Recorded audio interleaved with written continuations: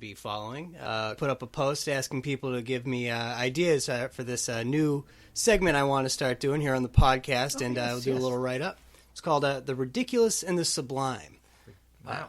Yeah, so we're going to take 2 back issues that we have in stock, and we're going to I'll do a little write-up on both of them. One about how great they both are. One's going to be, say, that traditional, life-changing, insight-creating, spiritual moment, instigating thing. And then the other one's going to be... like Howard the Duck. Exactly. Yeah. And then the other one's going to be wicked silly. Wicked silly. So Like we reached Watchmen. out. Like not Howard the Duck. So we like the movie Howard the Duck. Yes. George Lucas's finest moment. So I want to go ahead and announce a couple of our first initial winners here. Oh wait, I had my I had my iPod hooked up and I was gonna do this cool drum roll thing, but Too late. No, never mind. All right, cool. Maybe we could edit it in. I don't know how. This is my first podcast. yeah, we might edit it in, or we might just leave this in and just put it up the way it is. So All right. we'll see how we feel later. We could add sound effects whenever we want. We could just Yeah. Okay, ready, Kev? All right. For the Sublime portion of our Ridiculous and the Sublime contest, we have Jeffrey Watson Oling, who suggested Miracle Man #1. I'm going to go ahead and apologize ahead of time. Both our winners have odd vowel combinations in their names, so I apologize greatly. I'll contact you via Facebook to let you know you've won. That's Jeffrey Watson Oling, who suggested Miracle Man #1. Alan Moore, a relaunch of a British bootleg version of the Golden Age Captain Marvel. Obviously. Over here in America, it's wonderfully complicated real life history poured into that. Really, Alan Moore doing his dark retelling of an older, forgotten character, and just making it something really new. Very, very 80s dark, rainy day, dreary. Alan swamp Moore thing, is a very dark person. dark, but deep. He's deep. Too. Well, It's a little magic, little science. shaman. Very Alan Moore. That's very Alan Moore. Very, very pre League of Extraordinary Gentlemen. I bet he Alan would like if they made a movie out of Miracle Man. I think that we should do it, but I think that they should bring it back. But I also, I feel like that might offend him that they would be doing work on a character that he helped define, or that you don't want to mess with other people's characters. It was really hard for him to mess with the character that originally existed. Alan Moore is great at taking other people's characters and then getting mad when somebody else uses his characters. I imagine Alan Moore gets mad if you say his name wrong. Yeah, you know what? Moore. Yeah. There's a lot of What do I purists call out there, you? but you know what? Before Watchmen is good. So Watchmen? Yeah, let me say, he's done some good stuff. And a lot of people don't realize Watchmen itself, all those characters are takeoffs of old Charlton comics and old yeah, what was publisher that went out of Rorschach business. was the old Mr. No? It was Mr. A was another Mr. A, yeah. Okay, but he was the Question. So these characters that Moore reinvented were bought later by DC. So the Question, let me see. Was it the Question or Mr. A? I can't remember which. It was Miss- the Question, I thought. Yeah, and Mr. A is kind of like Answer, like Steve Ditko's like weird philosophical response. Hey, there's good and evil. Yeah. There's Question. nothing in between. Question very and Rorschach. answer. Oh. Question. Oh, and I answer. get I don't it. know. I get Yeah, it. it's- Yeah. yes, I'm it's, just making that up now. Yeah, so like- that's why it was. So let's see. There's let me see. The Question was Rorschach. Captain Atom.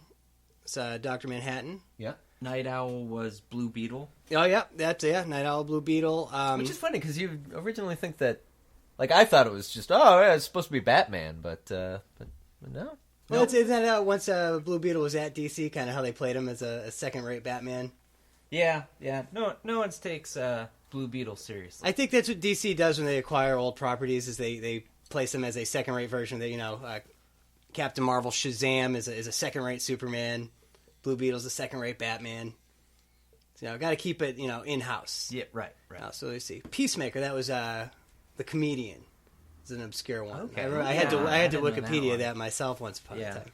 What was Silk Spectre? I don't know. If anybody knows, go ahead and email us at podcast@thatsea.com and let us know. Batsy? Batsy, yes. No. That's Betsy is short for Elizabeth. Yes. That's E.com. Like That's Entertainment. But without just the entertainment. Yeah. So, okay, we should probably announce the second winner. A gentleman, friend of the store, I believe he's a subscriber here, name of Michael 2, who have a bunch of good suggestions, but for the ridiculous title that I chose as the winner for our inaugural Ridiculous in the Sublime, on with Avengers number 200, which I read today during my lunch break, and I gotta say, it hits all the marks of a ridiculous comic book. There is a bizarre time travel story in which a villain in the future has a son who then the father dies, the son realizes he's going to die, goes back in time, steals his mother. No, he steals Ms. Marvel because he needs a powerful womb to bear himself. Somehow impregnates Ms. Marvel with himself. Okay. Oh, obviously. Sends her back into regular Avengers time, which I believe was circa 1980 currently. I feel like there was a time where Miss Marvel just did not get the respect she deserved. No, and, I assumed with because she went by Ms. that she was supposed to be, this big feminist thing. I can't. That sounds pretty. But also they're giving her babies. This is weird. So this is the ridiculous. This is so okay. So he goes back in time, impregnates his mom with himself, then is born. Ms. Marvel. Ms. Marvel is his mother. Oh, I think. Okay. No. Okay. It's hard to say because he wasn't half Ms. Marvel. See, this is exactly This sounds ridiculous. So yeah, it's completely ridiculous. So in the meantime, he's trying to build some kind of a machine that'll let him live a normal life in some way. Hawkeye doesn't trust him, blows his machine up. As a result, dinosaurs and laser knights from the future and all sorts of barbarians and UFOs show up, because all time's breaking loose. Oh. So so of course it's great nonsense. They got to fight knights in armor. They got to fight spaceships, just so this kid could be his own mom. And at the end, Ms. Marvel falls in love with him. Wow. And goes off to live in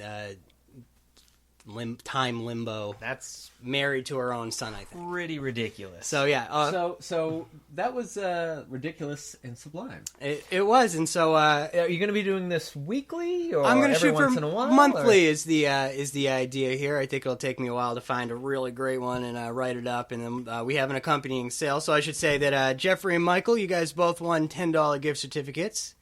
Who's the winner for the ridiculous and sublime or whatever? That is Jeffrey Watson Olling wins the sublime. Michael 2 wins the ridiculous. Cool. You each get a $10 certificate and a copy of the classic ridiculous Marvel team up number 28, in which Spider-Man and Hercules team up to stop aliens from stealing Manhattan by tying ropes around it and dragging it out to sea. Now, is that Kevin Sorbo and aliens from the movie Aliens? That would be Tobey Maguire. Yeah, that would be I think the emo Tobey Maguire from Spider-Man 3. Sweet. Hey, if Kevin Sorbo played Hercules in an Avengers movie, I'd totally dig it. Call me crazy. Call me ridiculous. Oh yeah, this is pretty ridiculous. Spider-Man's here saying, "Hold that wall up, man, God." There we go. Yeah. That's what I call my buddies. So we got. So are you holding the wall up? So you're going to be doing this contest again. So if people are listening to this right now, they should start thinking of ideas for the next ridiculous and sublime. Exactly. And so just to say it real succinctly, one time, Jeffrey Olling, Michael 2, you won $10 gift certificates. Come on in and get those. And to promote these wonderfully awful and wonderfully wonderful comics, we're going to go ahead and have a 15% off sale on, let's say, all Avengers comics, and a 15% sale on all Alan Moore and back issues. These are, I should clarify, these are only the back issue comics out in the bins. Nothing on the new rack. Nothing on the new rack. Nothing in the display case. Nothing that we keep behind the counter. Now, how long does this sale run for? This sale will be running from Free Comic Book Day until May 19th. So it's May 4th to May 19th. That gives you a couple of weeks to get in. It's the initial trial run here, so we'll see how interested people are. Give it 2 weeks. Yeah. If you come in for the sale too, don't forget to mention it to the cashier. And go nuts. Yeah. Kevin, anything else? Just a couple things. Don't want to go too long on this since this is our first one. We're just getting our bearings, but if you don't frequently read the newsletter, which you should be doing, some good new comics coming out this week. And I'm the guy who orders the new comics. A lot of number ones coming out this week. There's a Black Bat #1, which is a new stories from a 30s pulp character who's just from the pictures that I've seen, a little like Batman, but not Batman because he has guns, and I imagine parents. Sorry. Movement #1, which is a new DC book, which they died in some sort of gun accident caused. Maybe. I don't know. You'll have to read the book to find out, really. It might be ridiculous. It could be. You or never sublime. know. We don't know. Could be either. DC has a new book coming out, Movement #1, which has an accompanying book, or they were solicited at the same time. The Movement #1, part of the tagline is Meet the 99%, which I don't know what that could mean. It's written by Gail Simone. She's done some good stuff. It's not like We Are the 99%. It's not all. I don't think so. But it's not actually topical. It's possibly. But it's the 99% of bacteria that a hand wash will get off your hands. Wow. It could be that. I don't know. I mean, I haven't read it yet. But there's going to be a book that's coming out, I think, later this month or possibly next month to go with it called Green Team, which deals with 1%. So I imagine that'll equal out. One book plus the other book, you get 100%. Then there's a new book by J. Michael Straczynski coming out, 10 grand, #1. Should be good. It's a new Image book. Image has been putting out a lot of really good stuff. I highly recommend it. Matt, do you have anything else you want to chip in before we sign off, head off? This up. We should probably mention May the 4th be with you. Yes. Free Comic Book Day is May 4th, and Star what Wars does that Day. mean? Yes. It's a take on was it May the 4th be with you. Yeah. All right. It's national unofficial Star Wars Day. I guess there's a national Star Wars Day that's a different date. You were saying, Kev? Yeah. I think in LA they declared March. I think it's 25th. I could be wrong. Again, you can email us and correct us on that for all you Star Wars enthusiasts out there. I think the official Star Wars Day is May 25th because that's the original release date of Star Wars, the first Star Wars, not Episode 1, not that stuff. Now maybe they should have. I would propose it to be very reasonable if they had 2 separate holidays.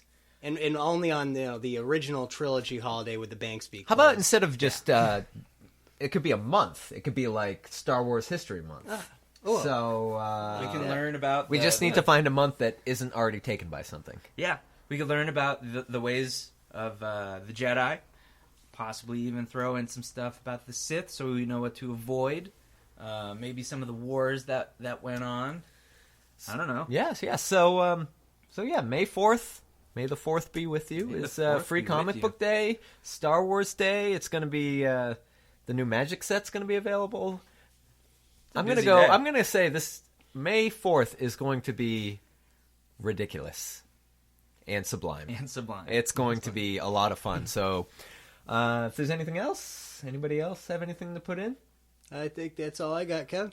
No, I'm good. Yeah, folks, this is our first podcast, so if you want to hear anything, let us know, because we're still feeling our way out of here. So we'll... it's only going to get better from here, folks. You can email us at podcast@that'se, or